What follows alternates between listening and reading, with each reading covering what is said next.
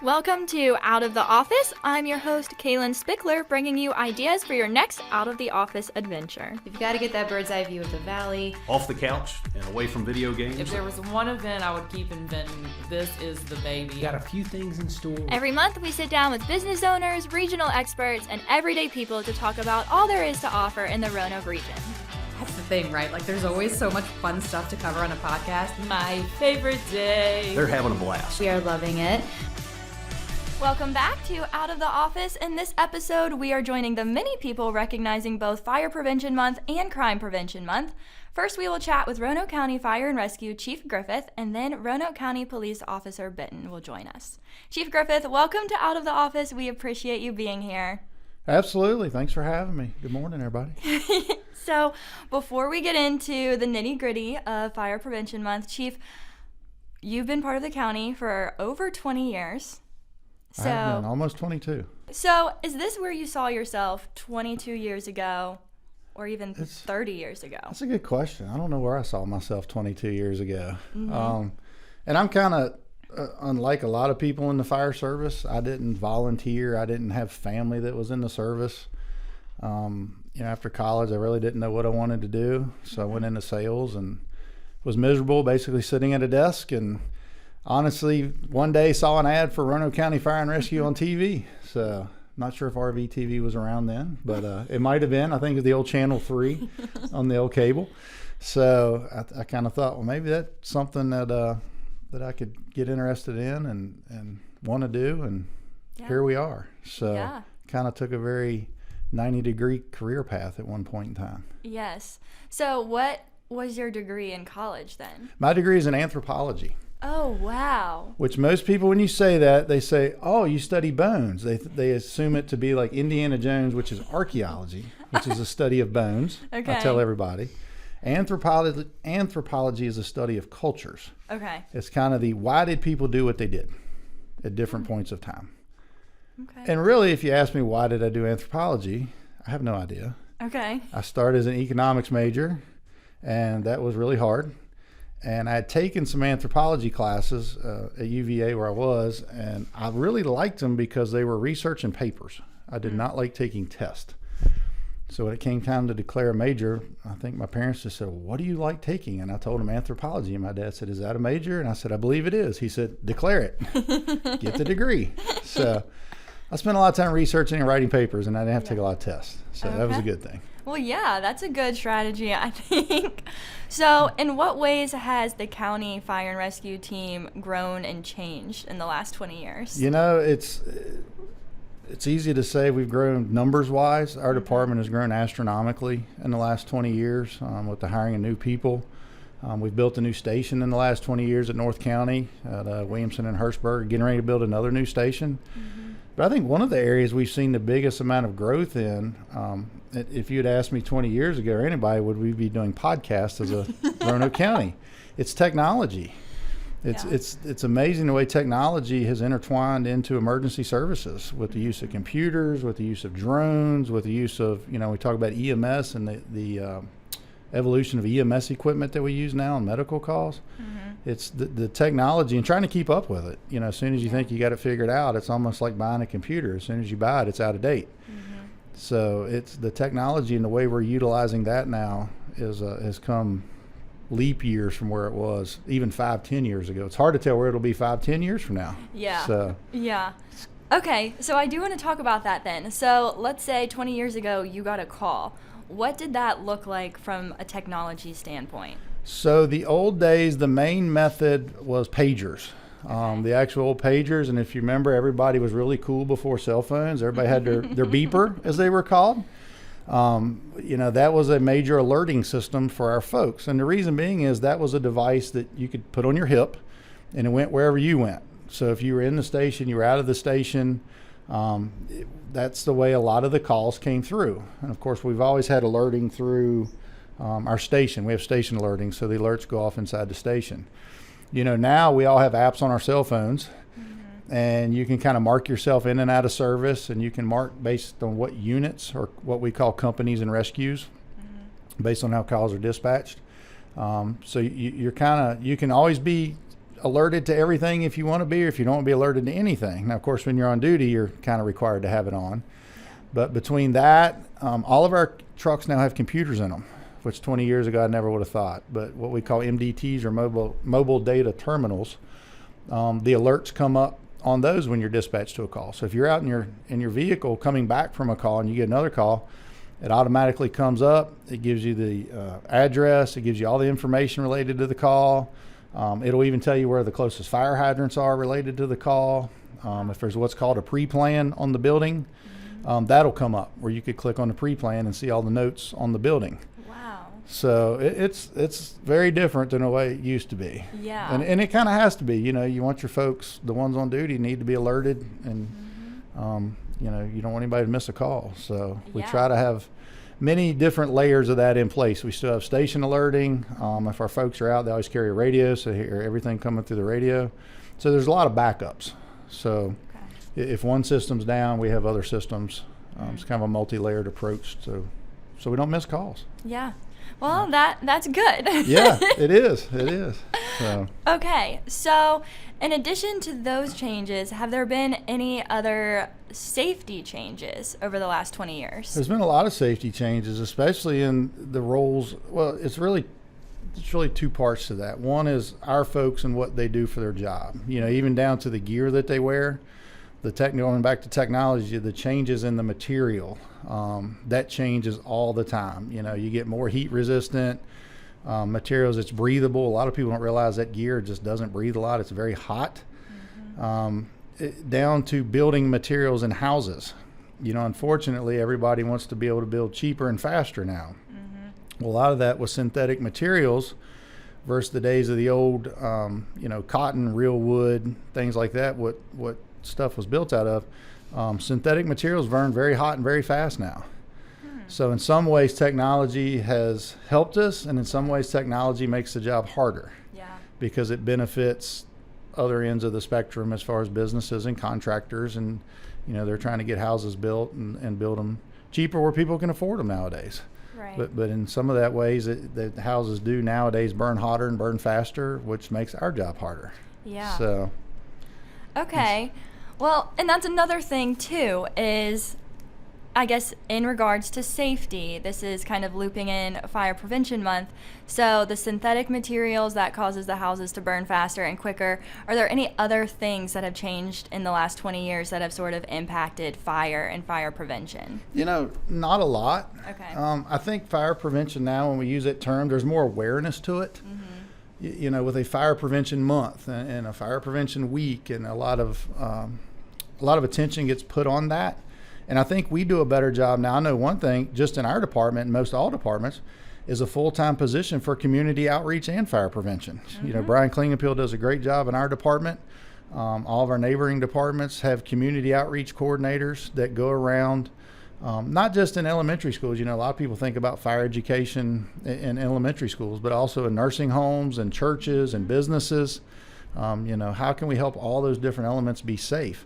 And just the coordinated effort of educating people, I think, has changed a lot in the fire service. That used to not be a thing on the forefront, having community outreach coordinators or public education specialists to get people out there.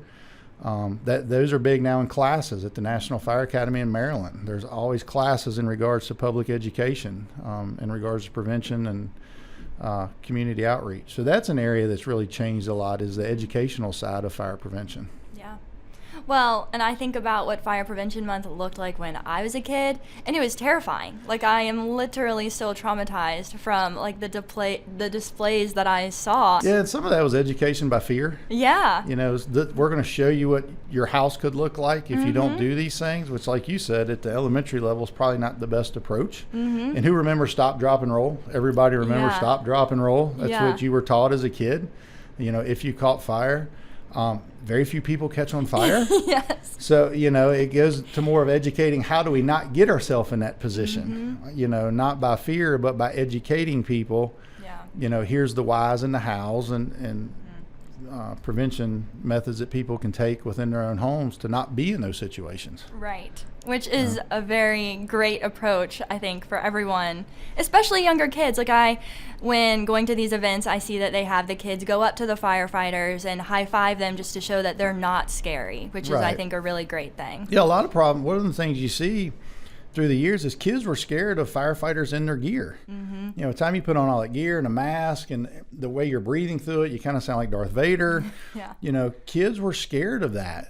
And now being able to go into a classroom and to take somebody in street clothes and for them to watch them get dressed and then to realize, hey, that's the same person. They just have on a different outfit.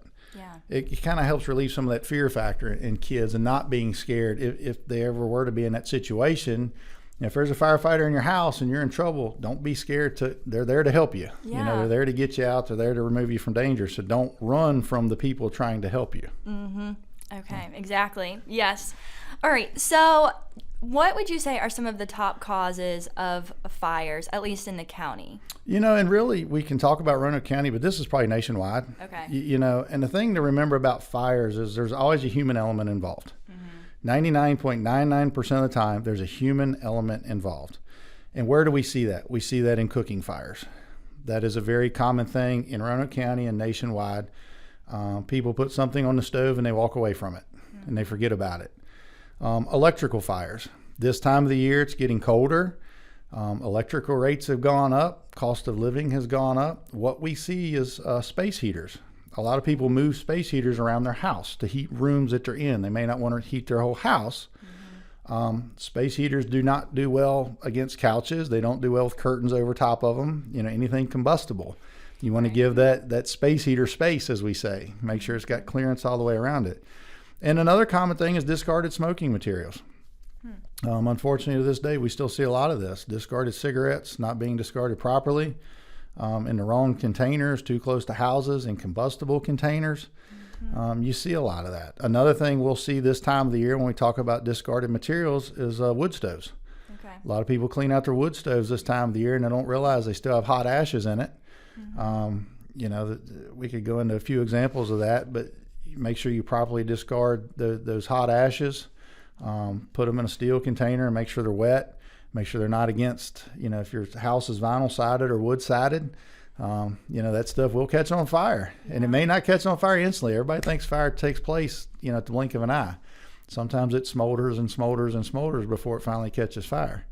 And we've seen instances of those through the years. But really nationwide, that's what you see. You see mostly cooking fires, electrical fires, and a lot of discarded smoking materials. Those are the main culprits when we talk about fires. Well, and that's kind of interesting because a lot of those things are kind of easily preventable. They are. They're very, and a lot of that comes back to complacency. Okay. You know, a lot of people in our home, we're comfortable in our homes. You know, we know our kitchens, we know our homes, we know where things are. We get complacent in our own homes, and it's really easy to watch, you know, the news in the morning to see a story about a house fire. And they can come back and say, hey, this was attributed to unattended cooking. And what do we think? Well, that won't happen to me. I'm not going to do that. Yeah.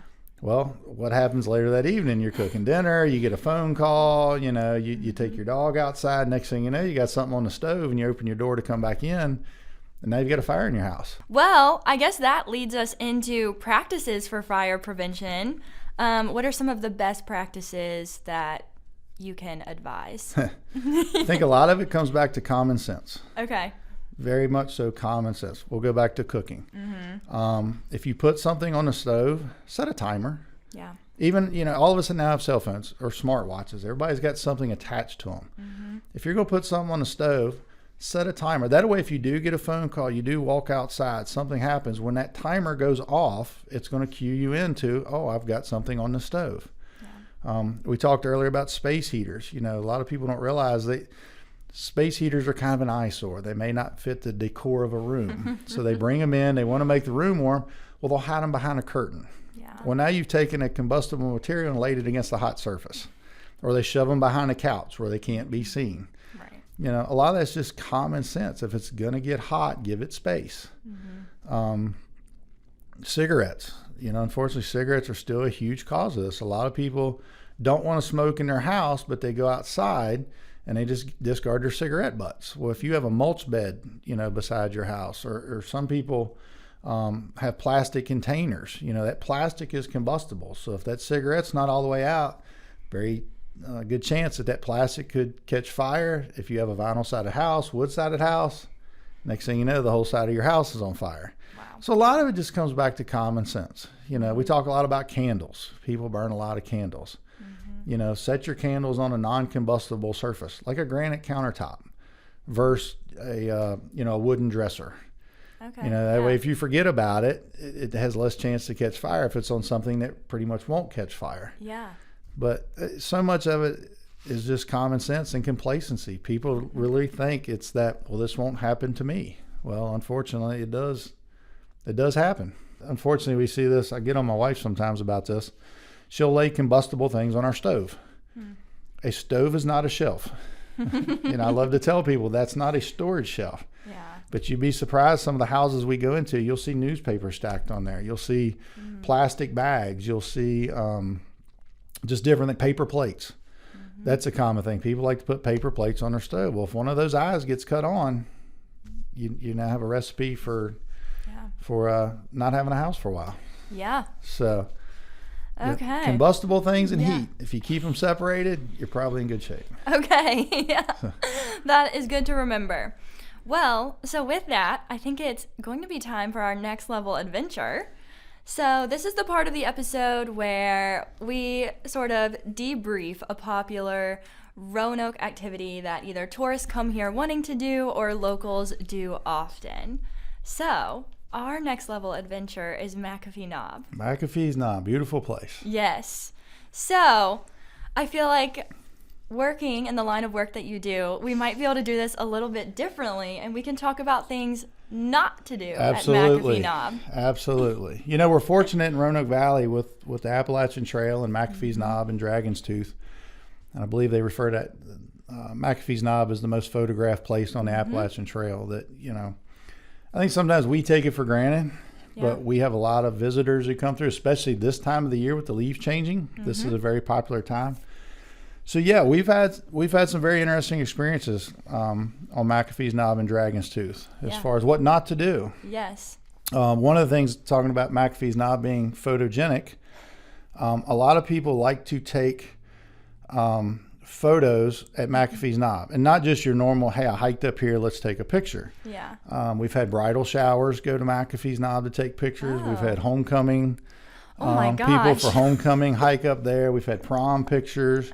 Some just people like to take glamour shots up there, which is great. Yeah. It's a beautiful place to do it. But one of the things to remember from real life experience is, it's a long hike to get to McAfee's. It's quite a few miles to get up there over some tough terrain.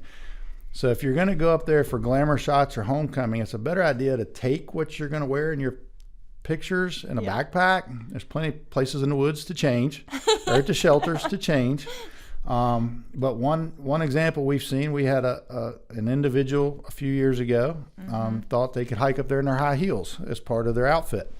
That led to a broken ankle, not once but twice. Oh my gosh. This individual was hauled off the trail with a broken ankle due to hiking in high heels, and we had a conversation with that person. And not long after that, we went back up there for the same individual trying to do it again. Okay. So don't hike McAfee's and Dragon's Tooth in high heels. Yeah. Please wear comfortable footwear that's made for hiking and made for the terrain. Yeah. That doesn't work out too well. Another thing of what not to do in those areas is during the summertime, rattlesnakes are not toys. Oh my gosh. Don't think, hey, there's a rattlesnake. That would be cool to play with. Quite a few people have been bitten up there. And when you ask them how they got bitten, it was because, I thought I could pick it up and show it to my friends or take pictures with it. Oh my God. Rattlesnakes are not toys. They will strike, they will bite, and they are deadly. It can be. So please don't play with the snakes if you encounter them. And there's a lot of those on the trails. People don't realize that, but there's a lot of rattlesnakes. Yeah. Between Dragon's Tooth and McAfee's Knob, there's a lot of rattlesnakes around. Yeah, if I would have known that, I wouldn't have done it. Okay. Another common thing we see, in this has a human element involved, but it involves animals. I would give this advice: if you don't walk your dog on a regular basis, you don't play with your dog on a regular basis, it's probably not a good idea to take your dog to McAfee's Knob for pictures. We have taken a lot of dogs off McAfee's Knob. They get up there, and a lot of times a dog, when they're done, they're done. They just lay down, and you can't move them. And some of these dogs are larger, so people can't carry them. They're just too big. So just be mindful of that too. You know, if the dog needs to be in shape as well to get there and back. All right, Chief Griffith, thank you so much for being here, and thank you for all the work you and your team do every day. We appreciate it as a county, and we just appreciate you being here. Absolutely. Thanks for having me. And I would just leave everybody with this. While we designate it Fire Prevention Month, you know, we like to tell everybody every day is a Fire Prevention Day. Yes. Don't get complacent in your home, in your work, wherever you are. Always be mindful of it. And if you do that and think about it, you probably won't ever have problems. Yeah, that's a perfect way to leave it. So, all right. Thank you, Kayla. Thank you. Next, we have Officer Benton with Roanoke County Police Department, and he is the county's crime prevention coordinator. Welcome, Officer Benton. Thank you. So, Officer Benton, before we start talking about Crime Prevention Month and just crime prevention in Roanoke County, can you talk a little bit about yourself, introduce yourself, talk about your time with the county? Yeah, so again, my name's Greg Benton. I'm an officer. I've been with the county for 5 years now, but I'm going on 15 years of law enforcement experience. I've worked for a couple different agencies. I got my start in California with the California Highway Patrol, so that's the state agency for California. And then moved out to Virginia and worked for Roanoke City for just shy of 8-9 years, somewhere right in there. Okay. Wow. Okay. So something we will definitely come back to when we start talking about this is crime in California versus Virginia. But we'll put a pin on that until we get to that point. So you are the crime prevention coordinator. Can you talk about just what that role looks like for the county? So the role is basically I'm the point of contact for outside entities that want to have law enforcement either come do presentations, come make our vehicles available to, you know, kids at schools or other public programs, discuss statistics that are going on. Maybe we have a localized incident where I need to work with the citizens and neighbors in that one little area to resolve the issue. It just makes it easier so that they have just one face and one name to work with. Makes it a little more personable, and then I can turn around and not only work with just the police department, but I can reach out to like zoning or VDOT or any of the other resources that the county has to help facilitate whatever the neighbors' needs are or the county's needs. Yeah. Okay, so you work with everyone then. I work with everybody. You are our friendly crime prevention coordinator. Yep. Okay, so let's talk about crime in Roanoke County. What are some of the big spots of crime that you see? The biggest, most notable ones we have are two. We have larcenies from motor vehicles, and we have the never-ending telefraud, to include like internet things, email, all that, Facebook. So larceny, how can people take some of the necessary steps to protect themselves from that? Really, the biggest thing is lock your doors. We have two groups that primarily target the Roanoke Valley area. We have our locals.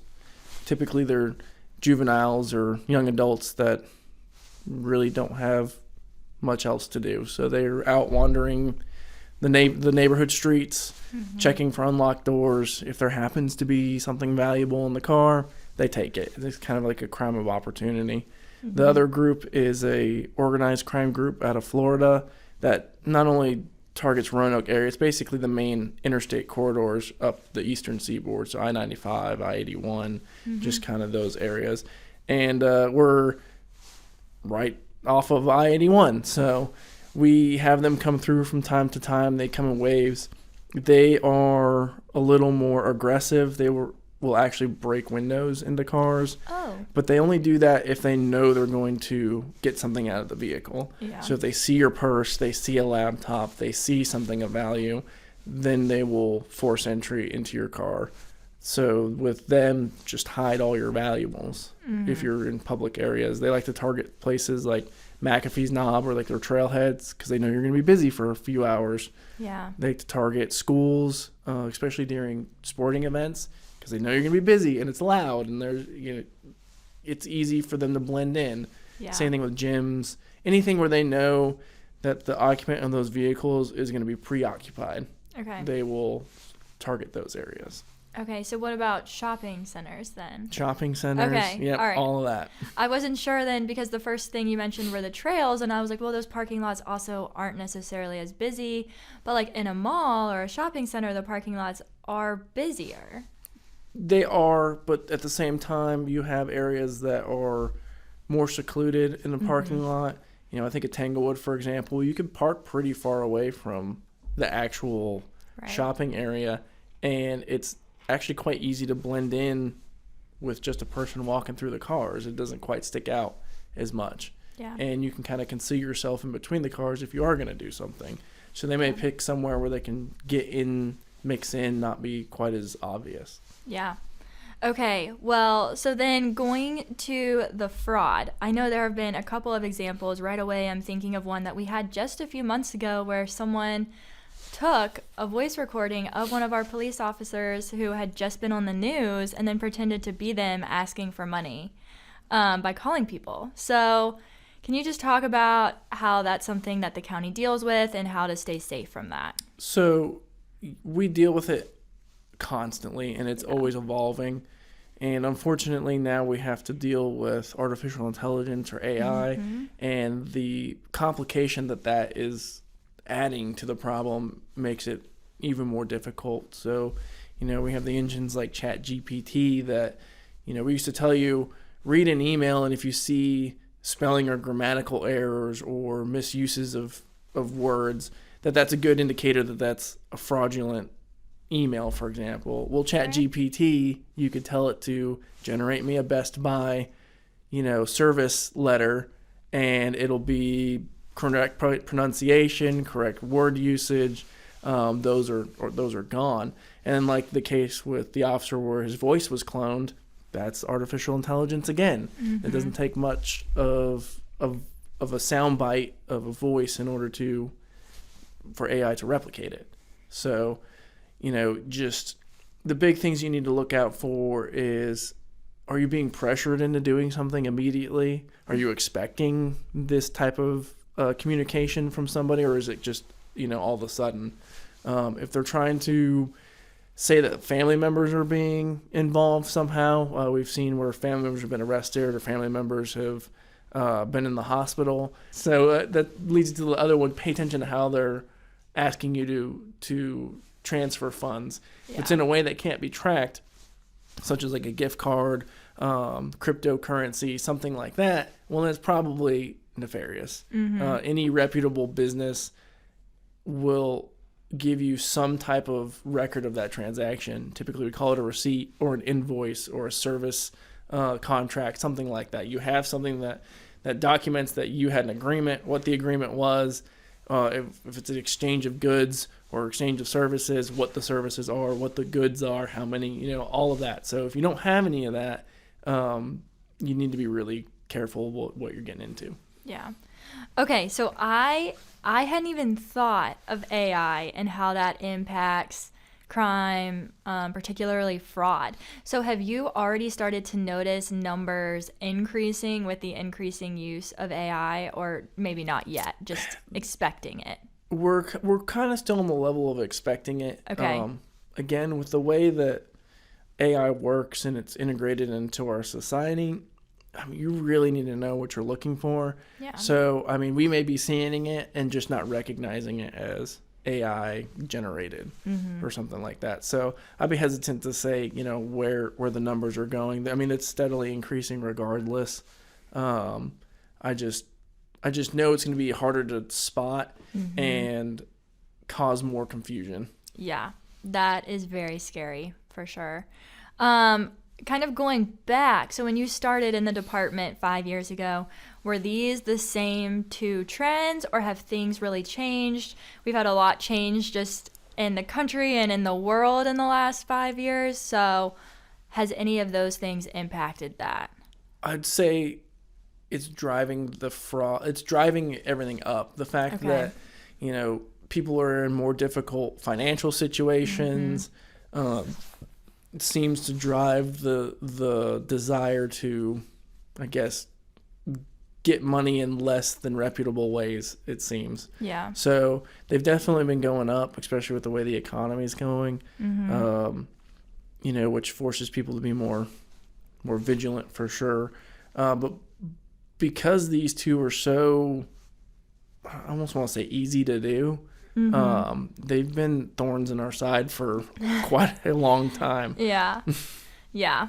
Well, and I think that Roanoke County, those are like our two big things. But overall, we are a pretty safe area. Is that correct? Yes. So we have the benefit of having support from not only the county citizens themselves, but the county board of supervisors, the courts. When all these groups are working in harmony, it helps that we can keep our communities a lot safer. Yeah. So we are blessed in the fact that we don't deal with a lot of the more serious crimes that you see around the state, and hopefully we can continue those good relationships, because that's the only way we can keep things the way that, nice and safe the way we like it. Yeah.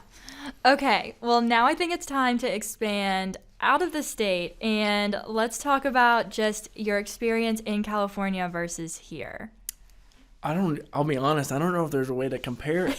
Only because coming right out of the academy, I was assigned to San Francisco, which is leading, statistics that we don't want to see on basically every front right now. Yeah. Drug use, crime, you name it. San Francisco's top of the list there. And which is kind of sad, honestly. It's such a beautiful city. Yeah. And there's a lot of great people that live there. They've, whatever's going on, I don't think you can just put your finger on this as one thing that's causing all the problems. But it's a complex, nexus, I guess, of things going on over there that are leading to what's over there. But luckily I could say that we really can't compare ourselves to the situation that's going on in San Francisco. Yeah. Well, I mean, yeah, you're exactly right. That's a good thing. It is. Okay, so we do have a game that we like to play every episode. Let's do it. Yes, it's called Roanoke Rapid, and so it's basically like Fast Money on Family Feud. Okay. But this will be Crime Prevention Month edition. All right. Okay, so I will say something, and you will just say like the first thing, the first tip, the first experience, whatever it is that comes to mind. Let's do it. The first thing is you're driving on the interstate, speed limit's 55, you're going 60 in the left lane, and a car comes like barreling past you in the right lane. What do you do? It's probably going to be a DUI investigation.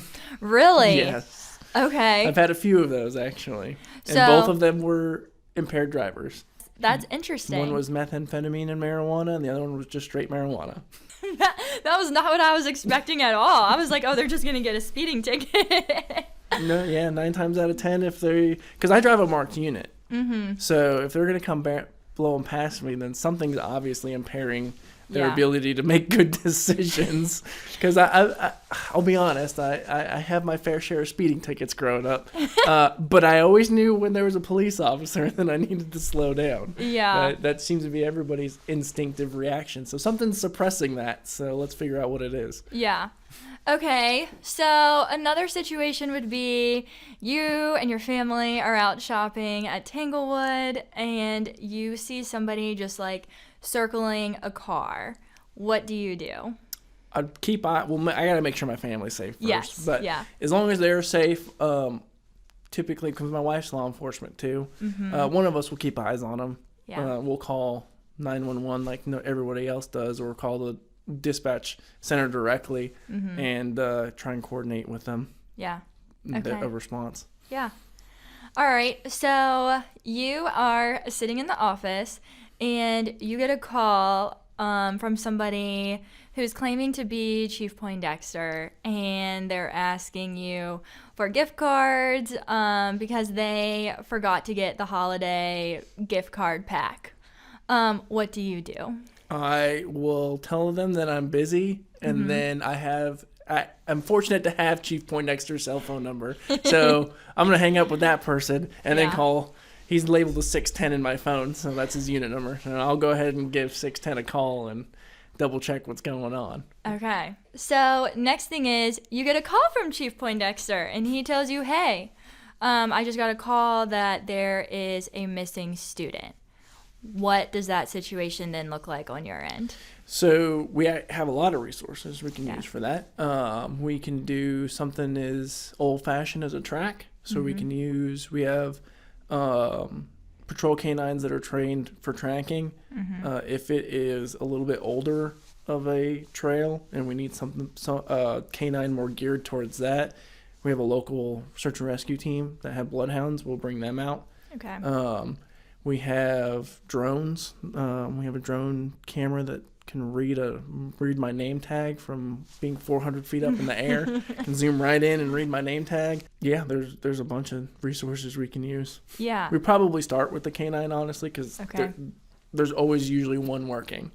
And that, like I said, that search and rescue team's pretty easy to call out. And then we'll slowly add things like drones and some of the more complicated stuff, because it's not that we can't... it's not that we're going to wait to deploy them. It's just they take longer to deploy. So the canine is just an officer in their car. So they can go right to the scene and immediately start searching. Okay. All right. So then that brings me to a little bit more of a fun one to end on. Your favorite canine? My favorite canine? I don't know if that's fair. How many does the police department have? We have 6. Okay, so you're picking from 6. 6, but I have to say that I might have to go with our chaplain's dog, Scarlet. Yeah, that's a good one. She's so cuddly. Yes. I jokingly say that our department doesn't have a chaplain. We have a service dog that has a chaplain, because everyone seems to be more interested in her than him. So, I don't know what to say to that. I don't think I have the authority to say anything to that. Okay, well, that was our version of Roanoke Rapid for Crime Prevention Month. Thanks for playing along, and thanks for sharing a little bit about your experiences, but also tips on keeping the county safe, as well as what you and the department do every day. And thanks for having us. Thank you. So we have talked about safety, and now we are going to talk about fun, and who better to talk about fun with than Alex North? Thanks for having me, Kaylin. Thanks for being here. So let's talk about peak leaf season. I feel like we're here. Exactly. Yeah, it's been a great last few weeks gearing up for, peak leaf season. Folks traveling the parkway, really my commute to work has gotten a lot more colorful in the morning and in the evenings, and it's been great, but some of the things that folks can do in our county facilities and parks, especially during this great time of the year, is, Reed Mountain Preserve Trail. That's I think it's one of our hidden gems in our park system and trail system, located in the northern part of the county. A great hike where you can see some great views of northern Roanoke County, the airport, as well as the star from certain angles, which is really cool. Yes, I agree with you. And another place that we can see some of the great views is over at Explore Park. Exactly. Yep. Fall time is a great time in Explore Park. Traveling the Blue Ridge Parkway or, just getting out to Explore Park, the scenery's great. But once you're there, we have our hiking trails. We have Twin Creeks Brew Pub that's open on the weekends. Treetop Quest, which is entering its final weekend of operation at the end of October. So, it's a great time to be out at Explore Park, taking in all the great views and all the leaves changing and everything out there. Yes, and so with it being Explore Treetop Quest's last weekend, we also have Spooktacular Saturday that will be happening. That's right. It's our second time having that out there this year. We're looking forward to it. The staff's already geared up for some of the different ghosts and goblins and different activities that'll be going on throughout the day. So Spooktacular Saturday is coming up on the 28th, and we'll have a full day of expanded activities. So we'll have a pumpkin carving contest throughout the day. We'll have Treetop Quest Day and Twilight Zipline experiences. We'll have a costume contest, and then we'll have our trick-or-treat stations. So you'll be able to go into the visitor center, make your trick-or-treat bag, and then go from station to station, working through different crafts such as a paper plate monster, a ghost lollipop, temporary tattoo stations, and then some different pumpkin decorating stations as well inside. Wow, that is a full day of all kinds of fun and festive things. Exactly, and we also have our environmental education stations as well. Our Explore Park Naturalists will be talking about bats, owls, possums, and spiders. And then Clean Valley Council and Roanoke County Libraries will both be there with some other nature activities that are festive with Spooktacular Saturday. And then you'll definitely don't want to miss this. We'll have live owls and possum presentations Whoa. on site with our friends from the Southwest Virginia Wildlife Center. That's awesome. Yeah, it was a really big hit last year, and who doesn't love getting to see and touch some of these live animals, especially some of the ones that you'll see out in your community. Get to learn a little bit more about them and be able to have a great day out at Spooktacular Saturday. Yeah, that is a good way to end the Explore Park 2023 Treetop Quest season, but we still have to look forward to Explore Park Illuminates. Yep, exactly. So crews are actually out there throughout the week as we lead up to Illuminate, setting up over 650,000 twinkling bright lights out at Explore Park. So our staff's getting excited and getting ready. We're actually less than a month away from opening weekend, which is November 18th and 19th. Okay. All right. Then we'll be back for Black Friday weekend, that Friday, Saturday, and Sunday. And then from December 1st through the 30th, we'll be open every day except Christmas Eve and Christmas Day. So it'll be here before we know it. Yes, I already know people are talking about it. People are wondering when tickets are going to go on sale. It's already the buzz. Which is November 1st if you're listening. Okay, so another fun thing we have going on in the fall is the Brambleton Craft Show. Yes. When will that be? Yeah, so that's the 30th annual craft show that they're having this year. It's on Saturday, November 4th from 8 to 2. So we'll have, get a little bit of preview of some of your Christmas shopping done there.